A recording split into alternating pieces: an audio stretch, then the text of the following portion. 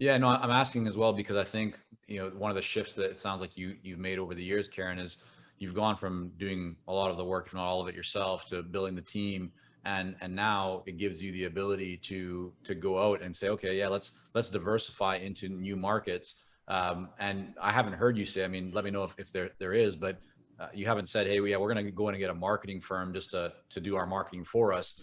You're really taking a lot of that business development role, spending the time building those relationships, planting those seeds with a view to the next 1 to 3 years to really make that happen. And I think that would be a real challenge. I know a lot of consultants have hard time spending time on their marketing and sales and business development, building relationships because they're so busy delivering on work. So any thoughts or recommendations or ideas or best practices that you would offer people who they might be in that place where it's just them, or maybe they're a small team of 5 or 10 people, but they're still really involved in the business, in all aspects. Anything that they should be thinking about or looking for or doing to move to work more on the business and be able to do more strategic work rather than kind of hands-on work? Yeah, so I wish years ago I would have learned this lesson that I needed probably administrative assistant long before I hired one. There were so many things that I was doing that I had no business doing, even at a point where, at first it was chicken or the egg. You can't afford to bring somebody on. Right. So you don't, so you do everything. And then all of a sudden you get really busy and now you can afford it, but you're too busy to slow down to find the right person. So outsourcing, I think, is a good strategy to not have to incur like a full labor Right. staff person. Sure. So like I said, we hired out our payroll, we hired out our HR, and we were looking to hire out our marketing, but it was so expensive. And to be honest, when we were in the solely in federal space, that marketing strategy is so different that we Sure. didn't need a traditional marketing plan, a marketing Yeah. strategy. Now that we're in the corporate space, we're having to switch gears a little bit. And we have interviewed several marketing firms that just from a budgeting perspective, the monies that they wanted for what we were looking for was like, eh. So we tried to hire a media specialist.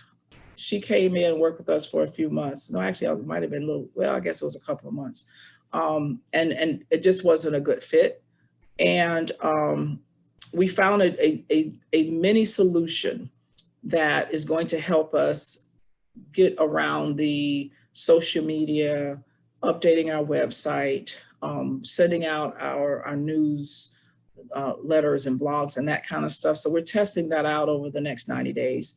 So I know business owners are like, this is mine. I created it, and nobody can do it better than me.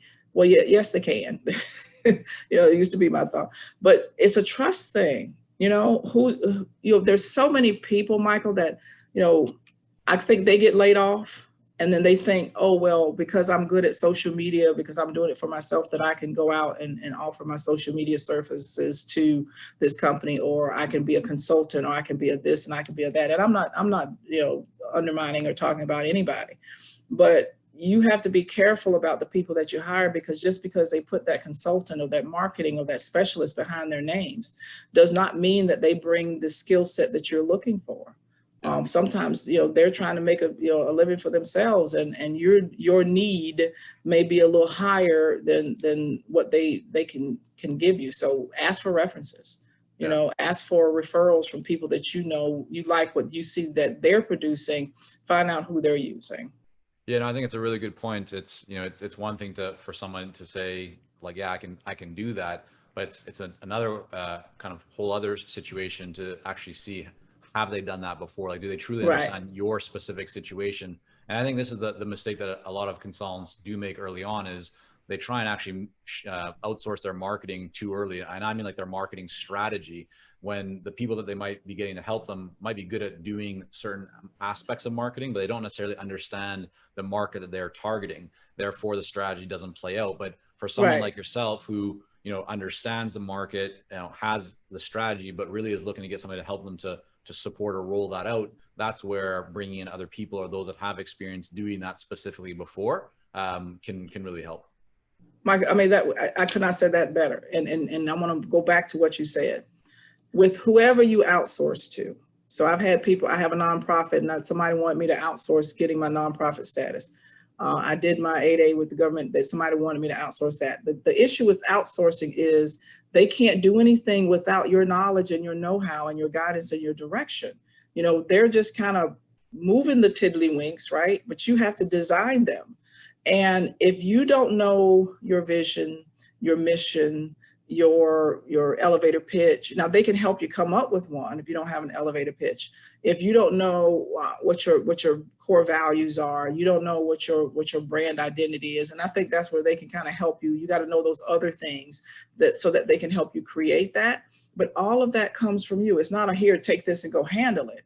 Right. You are an integral part of defining what it is that you're looking for. And a good marketing firm will point that out to you in the beginning and say, you have to give me this, you have to design this in order for me to be effective.